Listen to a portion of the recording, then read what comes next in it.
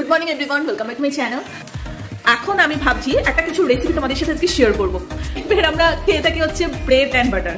So আমি ভাবলাম এটা একটু টুইস্ট কি করে বানানো যায়। সো নিজের মতো একদম নিজের ব্লেন্ড খাটি একটা ভীষণ চটজল দিয়ে একটা মানে এটা ফানি একটা ভীষণ ফানি টাইপের একটা ব্রেকফাস্ট রেসিপি বলা যেতে পারে, বাট হয়তো টেস্টিও হতে পারে।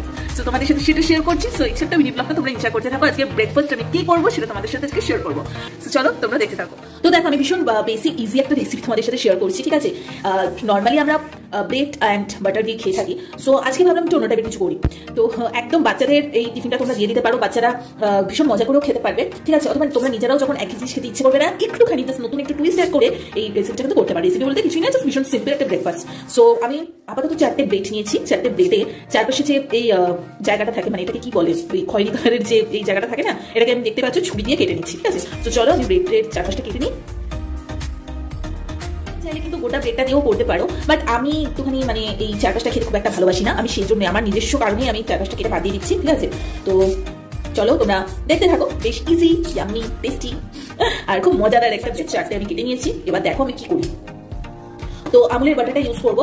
এটা যেহেতু ফ্রিজে রাখা ছিল তাই পুরো শক্ত হয়ে আছে, ঠিক আছে? এটাকে গলাতে হবে এখন। সো চলো কিছুটা নিয়ে আমি গলিয়ে তারপরে আসি।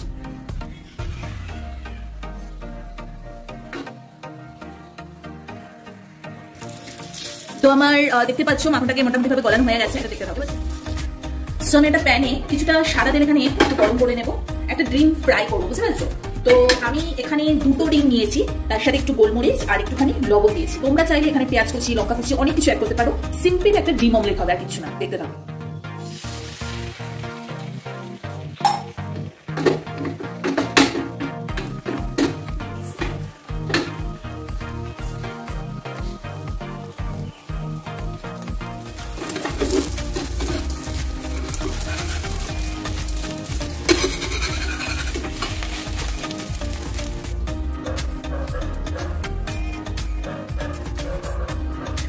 এবার কিছুই না, পাউরুটিগুলোকে একটু সেঁকবো, সেঁকে নেবো।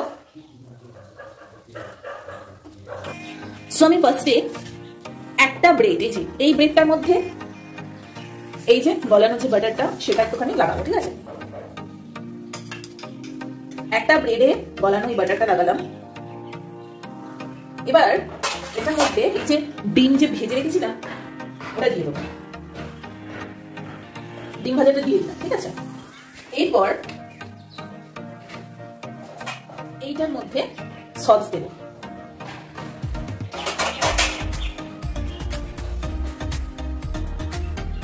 সসটা দিয়ে দিলাম, এই যে দেখতে পাচ্ছি।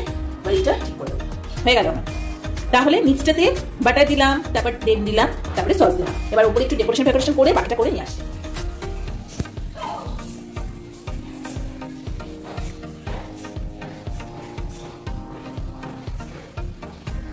ওকে, সো তোমরা দেখতেই পেলে কত ইজি একটা রেসিপি তোমাদের দেখালাম। ব্যাপারটা কিছুই না, কিন্তু পাতি বাংলা ভাষায় হচ্ছে মানে মাখন দিয়ে পাউরুটি, তার সাথে একটু সসে একটা অমলেট। এইটাই একটু ঘুরিয়ে পিছিয়ে দেখালাম, এটাই আর কি।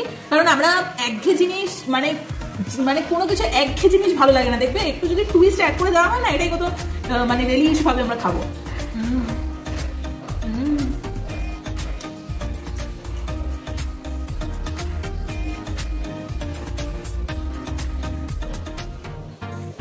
সেগুলো পেটটাও ভরবে। ডিম অমলেটে চাইলে তোমরা একটু পেঁয়াজ কুচি, লঙ্কা কুচি সেগুলো অ্যাড করতে পারো, ঠিক আছে?